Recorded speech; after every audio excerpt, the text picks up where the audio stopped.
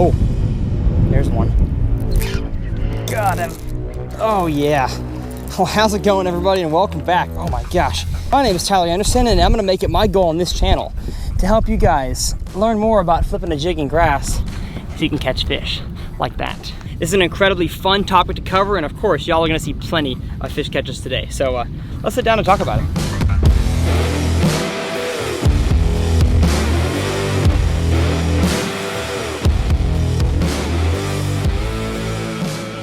Now, today's topic is going to be one that I'm very excited to teach you guys about. It's definitely my favorite way to catch bass up in the summertime, up here in the northern country. I'm in central Minnesota right now, and that is fishing a jig on deep grass lines and deep weed edges. Now, I may have made several videos about this on my channel as well, so if you guys want to jump over there, you can. But I want to make a super condensed version of the information on this channel. I have a jig box here. It's got all different kinds of jigs. I've got football jigs, finesse jigs, shaky head jigs, skipping jigs, slipping jigs, grass jigs. There's tons of different kinds of jigs, and they all have a place in my arsenal. But one that has a very special place in not only my arsenal, but my heart, is the grass jig. Now, what makes the grass jig special is that the head design is specifically made to fish easily around grass. So let me show you the differences here. Right here, I have a football jig. This football jig here has a football style head. It is meant for dragging over rocks, gravel, shells, that kind of thing. But around grass, it's gonna catch the grass, because if you're trying to pull this through grass, you have a larger surface that's trying to force its way through a piece of vegetation. It can't do it. Football jig and grass, probably not the best choice. Second jig here, we have a finesse jig. Finesse jig would work better around grass than the football jig would. But the problem with this jig is the head design is flat on the front here, because of course it's meant to stand up on the bottom like a finesse jig should. And so it just doesn't make sense to be pulling a flat jig around grass. What you need is a grass jig. Now, a grass jig is a standard what's called 𝗙𝗚cie style head. It is kind of an oval cylindrical shape, and this is what it looks like right here. I'll have a B-roll shot for you guys, but this here is a grass specific jig. Can you fish it elsewhere? Yes. Can you fish what I said to not fish in grass? Of course you can. There's always times when you can catch them on stuff that the instructional folks like myself don't talk about. But most of the time you want to fish a jig like this in grass with the line tie, as you can see, vertical, not horizontal. When you have the line tie horizontal, as I'll show you in this other B-roll shot, that is meant for more of a flipping style jig, where you want to flip the jig into wood, underneath a dock, and you want to get it over that piece of cover and not through it. Grass jigs, you want to be able to pull it through that. And so that is the difference between most jigs that I throw and the grass specific jig. And so now that we've talked about the jig specifically, let's talk about where to throw it before we get onto some awesome fish catches. Y'all are not going to want to leave this video. We have some awesome fish catches coming here at the end. So the reasoning for why I fish a jig, especially a bluegill color jig, around the edge of some weeds is because that's where the forage is. Bass eat bluegill. There's no question about it, and especially up here in Minnesota, bass gorge themselves on bluegill. They get fat on bluegill, and the bluegill oftentimes will not sit high up in the weeds underneath the mats for a frog and a punch rig, and they're also not going to be way offshore on offshore rocks and offshore humps. They're going to be on those grass lines. And so what I love to do is I love to target the grass lines a little bit deeper than everybody else goes, just because, you know, fish are going to see the same number of lures, you know, and it's in the same areas. I want to fish a little bit deeper, and that's where I've oftentimes found the bigger fish are. And I have found that the best way to imitate a bluegill is with a jig. Now, the exact jig that I'm flipping today, let me get it right here. Now, the actual jig that I'm using today is this jig right here. Perfectly mimics exactly what those bluegills look like. And there's a misunderstanding, I think, in the fishing community on what a craw style trailer like this implies. Most people think by putting a craw on the back of your jig that you are imitating a crawfish. I've had people argue with me that it imitates nothing else besides a crawfish. And I'm here to argue right back that in this scenario on a deep grass line, it imitates nothing else but a bluegill. The claws on this jig that I have here don't actually imitate a crawfish's claws. They imitate more closely a bluegill's tail and a bluegill's fins. So that is kind of the gear that I'm throwing. Now, of course, when you're fishing around this area, I usually like to throw a 7/4 heavy action rod. I just like a longer, heavier rod with, of course, a little bit of tip, as you'll see here in a second, for shaking the bait around and pulsating the jig to make that skirt kind of flare. I like a fast gear gear ratio reel. This is an 8:3:1.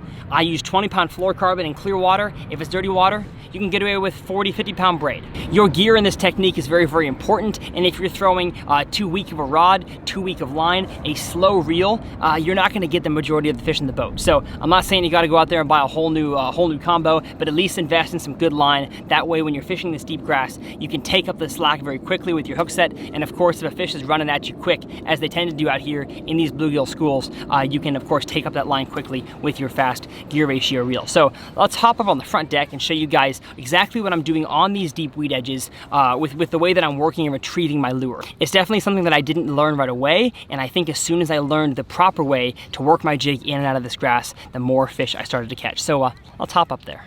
So now that we've talked about the general vibe of what this technique is, I want to get up on the front deck and show you guys exactly what I'm doing before we hop into some fish catches. So what I'm doing here is I'm going to take my jig and I'm going to make short flips. This is not a long cast sort of game. It can be if you're fishing around more pressured fish, but I've found that at least up here in the northern country, when you're fishing stalks of grass like milfoil and coontail and cabbage, not really a need to make long casts. You just kind of make more short flips around the boat, 10, 20, 30 feet. And so once you make your cast, you're gonna wanna peel that line to make sure your bait gets all the way to the bottom. And literally as soon as it gets to the bottom, I'm reeling my slack in with of course my fast gear ratio reel. I'm dropping my rod to about waist level and I'm shaking it like this, where the rod kind of points back up in the air, give it some shakes, 5 or 6 of them, and then I'm gonna give it a pop with my rod tip like this, let it sink back down to the bottom, shake it again.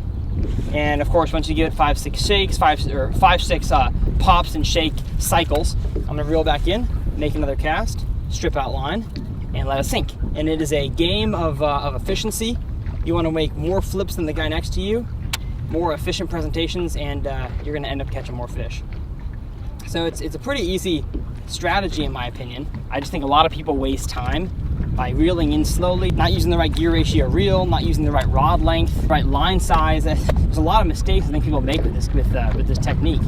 But if you can get it right, you can have an absolutely stellar day as we are having. So hopefully y'all are learning something here. Again, all this stuff will be available down below in the description at Carl's Bait and Tackle. But let's catch some more fish. Why don't we?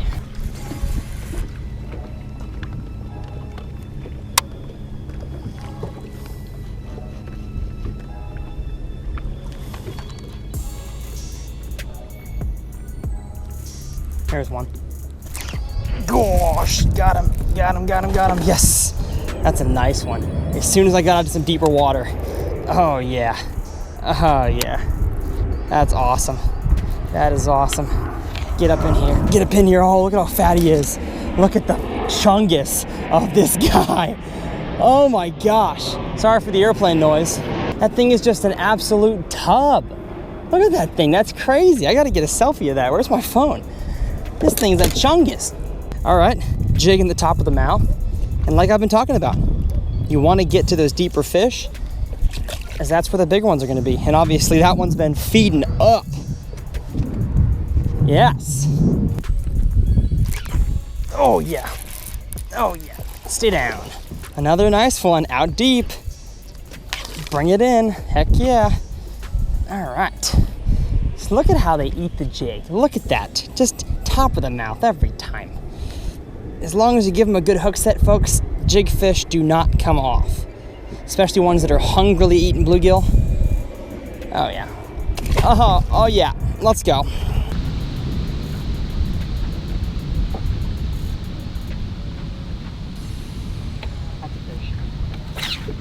Oh yeah, I knew it was. Little skinny guy. So thanks for playing. Oh, that was an awkward grab. And the jig in the face.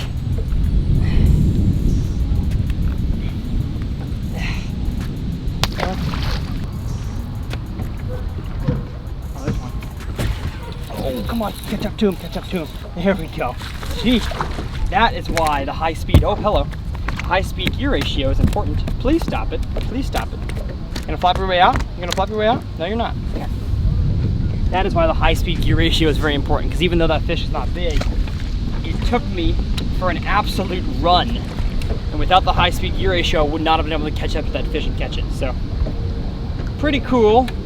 being able to catch fish like that ordinarily, under normal gear, you couldn't catch. There's one. I catch up to him and set it. Oh yeah, oh yeah. Good one. What a way to end the video. Hopefully you all enjoyed and of course learned a few things. Like I said, my name is Tyler and I love teaching how to become better bass anglers. Now, grass fishing is fun. It can be frustrating, but once you learn it, the results are pretty cool to see. And with this fish, we're gonna end the video right there. Thank you all so much for watching. Head over to my channel if you guys have not yet, Tyler's Reel Fishing, where I teach you guys tips like this in every single video. And we'll see you next time.